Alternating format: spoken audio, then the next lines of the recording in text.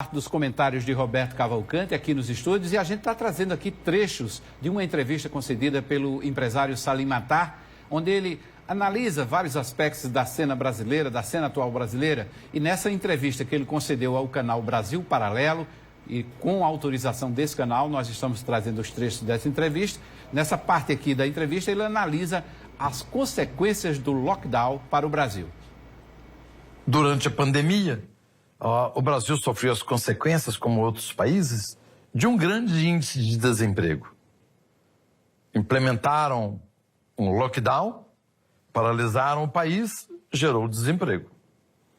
Então o Ministério da Economia teve uma ideia sábia, que foi muito produtiva, de reduzir os salários dos funcionários das empresas privadas e, consequentemente, reduzir a carga horária. Então, a redução de carga horária com redução de trabalho fez com que o empregado continuasse tendo seu plano de saúde, seu emprego, mas com uma remuneração um pouco menor. E ele estava com o emprego garantido. Deu tão certo isso que o Brasil foi um dos países que teve o menor índice de desemprego da pandemia. Como deu certo, o Ministério da Economia decidiu fazer o mesmo para o setor público. Vamos reduzir a carga horária, por consequência, os salários, vai sobrar uma massa de dinheiro, essa massa de dinheiro nós vamos ajudar os mais necessitados. Então isso foi ao Supremo. E o Supremo disse não pode reduzir a remuneração do servidor público, ainda que com redução de carga de trabalho. Isso é constitucional, não poder reduzir salário de servidores públicos é constitucional, está na Constituição. Você não viu nenhum projeto do governo de redução de custos. Não aconteceu isso. A iniciativa privada se ajustou para enfrentar a pandemia. O governo, ao contrário, teve que ajudar os estados, as prefeituras, e o fez, claro, de acordo com a política de governo, e injetou dinheiro na economia. Hoje nós sofremos as consequências. Aí, minha pergunta é até quando nós teremos condições de bancar essa máquina gigantesca que é a máquina do Estado brasileiro? Um paquiderme, né? Não existe, não é? Na verdade, é muito importante os telespectadores atentarem de que este depoimento que nós estamos trazendo, ele não trata de um depoimento de nenhum político. Ele é um mega empresário a nível mundial, brasileiro, mas é mega empresário a nível mundial. E a clareza, a lógica do raciocínio dele é que faz com que nós tenhamos que refletir para que, se nós estamos indo em direção a esse tipo de pensamento, ou se nós estamos migrando para um outro posicionamento, uma outra atuação que vai fazer com que cada vez mais o Brasil empobreça. Porque o Brasil, na hora que não é competitivo, ele vai empobrecer. Na hora que você não consegue reduzir uma máquina estatal da forma que é gigantesca a máquina estatal brasileira, você vai ter um país cada vez mais empobrecido. Pois é, e nesse trecho aí especificamente que a gente viu agora, mais uma vez fica claro. Mexeu com a iniciativa privada, pode. Chegou no Estado, nessa máquina estatal, aí não pode, porque mexe com o interesse de todos os segmentos do Estado, o Estado como um todo. Mexe com o interesse do Legislativo, do Executivo, do Judiciário. É exatamente nisso que a palavra establishment, em inglês, se encaixa. São pessoas grupos, ou de empresários, no caso, ou de parlamentares, ou de pessoas ligadas à justiça, ligadas à gestão, elas não deixam que haja uma redução, porque sabem que a grandiosidade deste agrupamento faz com que as coisas não sejam alteradas. A força que eles detêm, o poder que eles detêm, permitem com que eles assegurem a permanência desse gigantismo brasileiro. Pois é, o empresário também, em outro trecho da entrevista, lamenta que o Estado absolva todos os impostos pagos pelos cidadãos. No Brasil, o governo é grande demais. O Estado é grande demais. E absorve todos os impostos pagos pelos cidadãos para custear essa máquina monstruosa.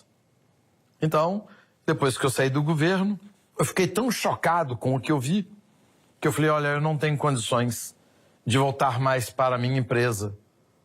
Eu tenho que, de alguma forma, denunciar isso que eu vi. Então eu vou pregar que nós devemos ter um Estado menor. Então deixei o governo em agosto de 2020 e estou nessa pregação, como aqui agora, dizendo que é necessário reduzir o tamanho do Estado. E que o establishment brasileiro, ele precisa de poder. E reduzir o tamanho do Estado reduz o poder do establishment. Então o establishment não tem nenhum interesse em reduzir o tamanho do Estado. Parece repetitivo, né? Mas é o custo do Brasil, né? Tá aí, claro, é claro.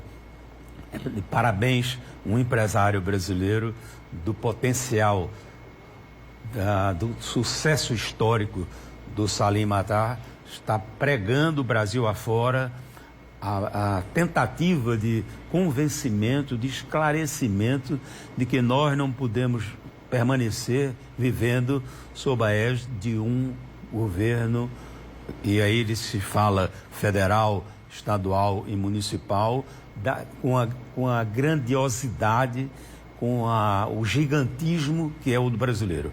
Cada dia passa um decreto, cada dia passa uma medida, cada vez é aprovada uma coisa para aumentar os gastos. E lamentavelmente aplicado de forma equivocada. O senhor deu um exemplo aqui num comentário recente aqui, que teve nos Estados Unidos, numa Câmara de Comércio, e tinha lá só um gabinetezinho instalado. Foi em Portugal. Foi em Portugal. Exatamente. O Departamento de Atração de Investimentos, ligado ao Ministério da Economia de Portugal, era um singelo meio andar de um prédio comum, sem nenhuma suntuosidade e tal. Se aquilo estivesse no Brasil, teria tido uma licitação fraudulenta para construir um palácio para abrigar esse setor, esse Departamento de Atração de Investimentos. Essa falta de consciência brasileira é que nós temos como missão, como cidadão, a obrigação de trazermos a público para que a população, pouco a pouco, vá entendendo a circunstância brasileira e por que é que nós não saímos deste atoleiro de pobreza.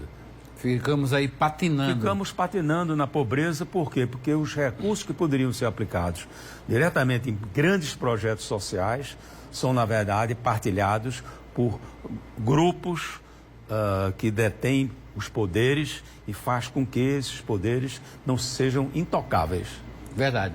Bom, e por fim, o empresário Salim Matar critica também o tamanho do Congresso brasileiro, Congresso Nacional. A representatividade brasileira não é democrática. Não é democrática. Mas nós temos 3 senadores por estado no Brasil.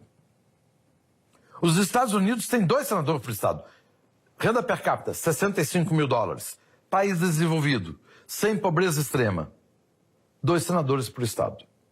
Brasil, país pobre, pobreza extrema, 38 milhões de analfabetos funcionais, 11 milhões de analfabetos, 3 senadores por estado. Então, em princípio, o establishment está se cuidando bem. Então, isso tudo é o establishment. Então, o importante é ter mais senadores, não é erradicar a pobreza. Nós temos aí o custo que custa cada senador, cada deputado e cada ministro do Supremo. O Brasil deve ser talvez o país, se não for o primeiro, está entre os 3 primeiros que tem mais elevado custo por juiz do Supremo, por senador e por deputado. Pois é, está aí. O legislativo brasileiro é um caso à parte, no mundo todo. É uma tese, vamos dizer, defender o indefensável. É você ter o gigantismo num país pobre. A estrutura burocrática do país, em todos os segmentos, é atípica, é anormal. Nós vivemos numa Arábia Saudita sendo da pobreza. A riqueza brasileira que está às nossas mãos, ela se esvai a cada dia porque é mal aplicada.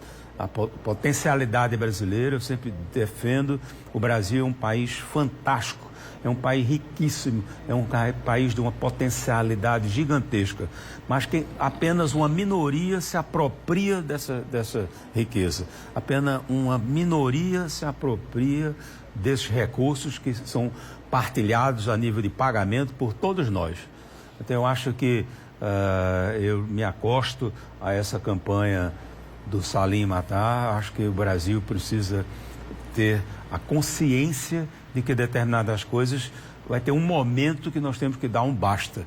Talvez na próxima eleição, que há poucos meses nós não temos a menor condição de mexer em nada, mas talvez na eleição próxima, daqui a 4 anos, a eleições gerais brasileiras, nós possamos trabalhar um tema como esse e reduzir essa máquina política brasileira que só faz tirar dinheiro do lado bom para aplicar na coisa ruim. Verdade.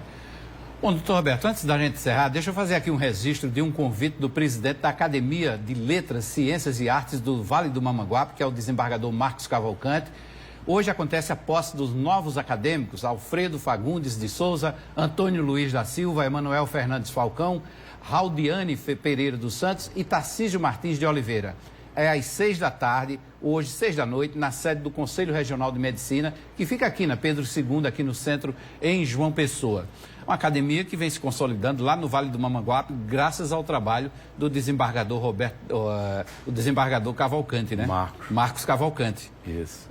É um trabalho belíssimo sendo feito e numa causa nobre, que é a causa da cultura. O Brasil precisa exatamente investir nisso, investir na cultura, na educação, porque com a população consciente, nós teremos uma capacidade de modificação da estrutura brasileira que perdura anos a fio, mantendo determinados agrupamentos que são intocáveis.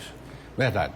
Marcos Cavalcante, faltou o nome dele aqui, que era, ele chama sempre o senhor de primo, né? É primo. É o Cavalcante. Cavalcante. Na verdade, na origem é uma família só. Eu brinco muito, digo que quando eu encontro um Cavalcante, eu chego, faço logo a convocação de primo. E todo mundo gosta deste relacionamento familiar. Ok, doutor Roberto, para a semana estamos aqui de novo, quinta-feira, ao vivo. Estaremos, estamos próximos a termos a nossa primeira terça-feira. Primeira terça-feira, é verdade. Para trazermos um convidado ou convidada para poder trazer mensagens de sucesso, mensagens de empreendedorismo, mensagem de que na Paraíba há espaço para você crescer, se agigantar. Ok, então quinta-feira de volta. Bom, vamos à última pausa do debate de hoje. No retorno, a gente mostra que os secretários estaduais deixam o governo para se candidatar a mandatos eletivos este ano. Em Campina Grande, o ex-prefeito Romero Rodrigues anuncia a filiação ao PSC. E aqui em João Pessoa, o líder do governo na Assembleia se filiou aos republicanos e reforçou a aliança com o governador. A gente volta aí em seguida.